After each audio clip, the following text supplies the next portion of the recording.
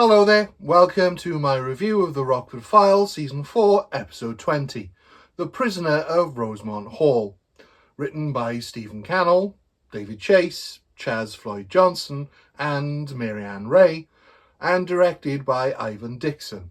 The episode begins with a kid being chased from a fraternity house by other students, first on foot, then by car. He makes it to Jim's trailer and clearly knows Jim, but he's caught as Jim's not there, and they nab him just as Jim arrives home. Jake, the manager of the bar, witnesses the event and thinks it's a kidnapping, but is told by the students it was a hazing prank. And Jim buys this story too, until he checks out the kid's car and recognises it as family friend Paul Douglas's. Paul? Jim calls Paul's frat house, where Paul is being held against his will, and is forced to tell Jim that everything's fine. Well, is everything okay? Yeah, thanks for the call, We know that everything's not fine, but not why, and so are bound to be a little more concerned than Jim, which makes it a very compelling opening. We don't have fraternities and sororities in the UK, and having seen what goes on at them in fiction and in the news, I am eternally grateful for that fact. The idea of going to university as a young adult only to be bullied by people who you are then expected to be friends with seems pretty horrific, and while I'm sure it still goes on, I am glad at least that hazing is no longer allowed. But that's clearly not what's going on here.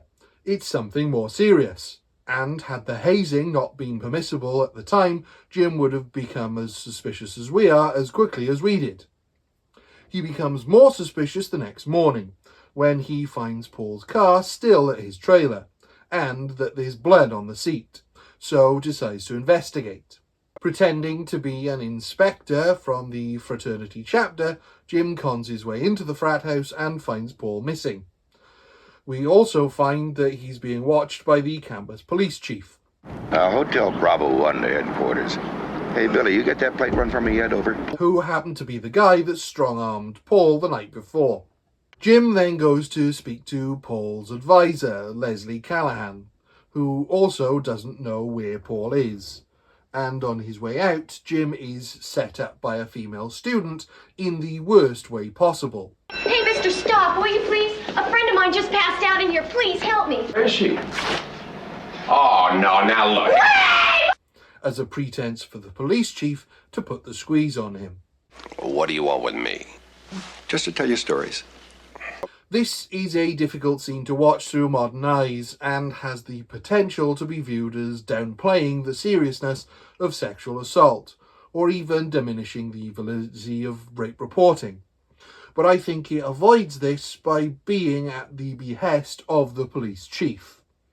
It illustrates not only how much power he has over some of the students being able to set this up, but also how despicable he is, using this as a ploy to scare Jim off, threatening to pin a real on-campus assault on him and exposing the victim of that assault to someone that she doesn't know isn't her attacker, but that he is fully aware had nothing to do with it. Okay, you can look now, Judy. Is this the man? Jim gets the message, and the police chief goes on to have an encounter with two suspicious gentlemen in a blacked-out limo, men he's encountered before. They're backhanding, they're back. He's terrified by this encounter, and considering he's the villain of the piece so far, this is not just intriguing, but deeply concerning. What all this adds up to is a complete mystery. Jim goes back to first principles and checks Paul's car again, finding an apartment key, which leads to an apartment Paul was clearly a regular visitor to, before none other than his advisor, Leslie Callahan, returns to.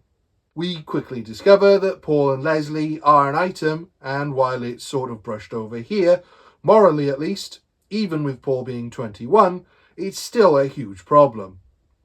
Teachers, at any age, have a duty of care over their students, at any age, and being in a relationship with a pupil is taking advantage of a position of power over them, as well as the obvious conflict of interest if they're responsible for any of their grading. While none of this is explicitly part of the story, there is a suggestion that Leslie could be involved in Paul's disappearance, or at the very least could be the target of blackmail from whoever did the disappearing because of their relationship. Jim is able to discover some tapes Paul had hidden which have a foreign voice on them, and have parts of them cut out. Having finally got in touch with Paul's mother, Jim takes her and Leslie to the cops. As they file a missing persons report for Paul, Dennis takes Jim aside and reveals that Paul's body washed up in Santa Monica that morning, taking this story in an even darker direction.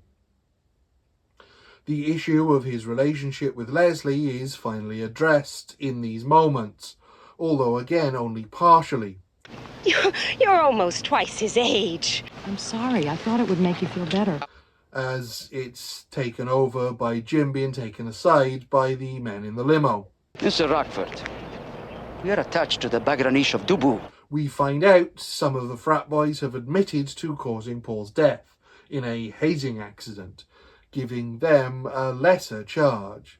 But the limo goons reveal that they represent the father of another boy who went missing from the accident-prone frat house, who also happens to be the prince of a Middle Eastern country. His voice is the one on the recordings, and having heard this, the limo goons take the tapes and clear out. I'm sure you'll enjoy them. With all the pieces falling, but not necessarily in place, Jim goes to Leslie for help unravelling it, and convinces her to finish whatever story Paul started about the fraternity. But they're being watched by the chief.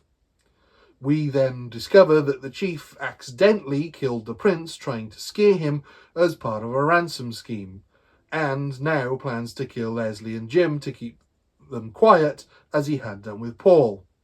Cornering them just as they find Paul's notes, they make a run for it and are saved in the nick of time by the prince's security team, just as the real cops arrive. This is a tough one. At its core, there's a great story here, with plenty of mystery, tragedy and intrigue, but at the same time it feels a little half-baked. The prince's story is not dealt with in enough detail for us to particularly care much about him as a victim.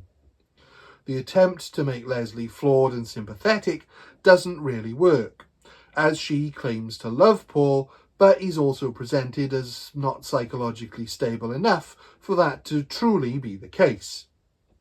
Paul's mother's reaction to the relationship is also very underplayed, taking mere moments on screen. And the frat boys' willingness to go along with the whole scheme is never really fully explored. And it also never really feels like justice is particularly served for anyone.